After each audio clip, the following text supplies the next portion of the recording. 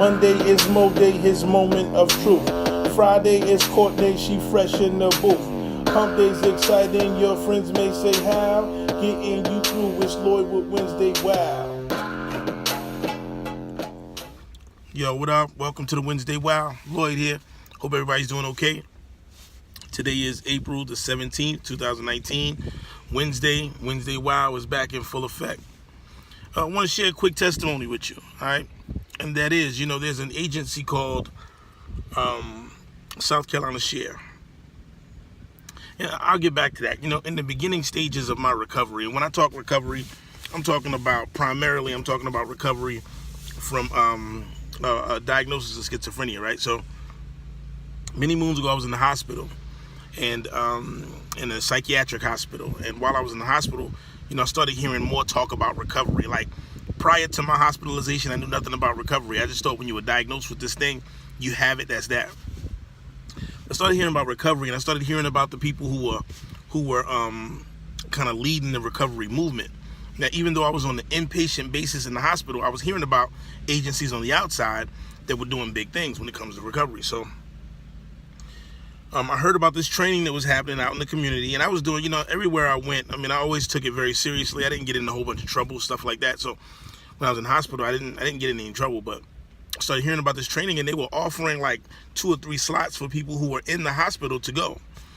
And I was one of the people selected to be able to go to this training. Now, keep in mind, I went to this training or this group or this workshop, whatever you want to call it, in shackles and handcuffs is when I went. I was on an inpatient locked unit, so I had to go in shackles and handcuffs. So when I got to this training, among people who were free, among people who were living in the community, I showed up in shackles and handcuffs. They took off the handcuffs for me to do the work, right? So I was sitting in that training at that table in shackles for a few hours doing this training and this work. Number one, this is how serious I was taking my recovery. I knew that, I wanted a better life for myself. I wanted a better life for my future. So I knew that I had to do some things that I hadn't done before. And I had to take some chances. And I had to be vulnerable. And I had to be exposed in some ways. So I was willing to do what I had to do. And so I did this training. Fast forward a little bit, after being released from the hospital, about 2 years after being released from the hospital, I applied for and was hired as a certified peer support specialist with the Charleston-Dorchester Mental Health Center. Worked there for many moons. Along my way of working there, I ran into South Carolina Share again. And it was more in the capacity of learning how to provide better peer support, right? So I was learning things like Recovery for Life that you heard me talk about a lot, the Wellness Recovery Action Plan, Whole Health and Resiliency. I learned so much about providing peer support, but also tools to use as I am providing that peer support. So now I train peer support specialists in the South Carolina with South Carolina Share. Fast forward a little bit more.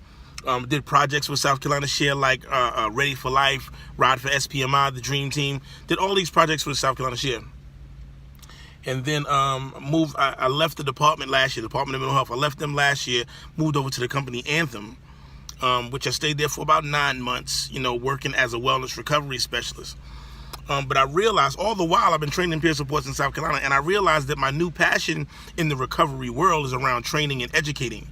Stigma busting. That's my new passion. Whereas at one point my passion was kind of walking shoulder to shoulder and helping and providing that good, solid, on the ground peer support.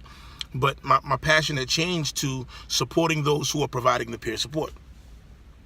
So last year last year I was approached by Bonnie Pate, who is the sitting director of the South Carolina Share organization. And South Carolina Share stands for South Carolina Self-Help Association Regarding Emotion, SHARE. I was approached by Bonnie and Joy J, actually, about being the director of South Carolina Share. Now, keep in mind, this is where I want you to hear. My very first time being introduced to South Carolina Share, I was in shackles and handcuffs. The very first time I was introduced to South Carolina Share, shackles and handcuffs. Here it is, 2018, 2019. I'm being offered the position. I'm being asked. It's suggested that I apply for this position to be the assistant director and of the agency as a whole. I'm telling you, man, what I'll say is that I believe in God, and I don't believe in God because this happened. I've believed in God the entire time. I've believed in God, and there's some things in my recovery that I just can't explain. I'll never be able to explain some things, and this is one of those things. Shouts to the Big G, and that's my Wednesday Wow. Make sure you check out Lady Simone, and make sure you check out my man Mo. All right, Lady Simone has the Fresh Friday. My man Mo has the Most Monday Moment. Till next time, y'all. Be easy.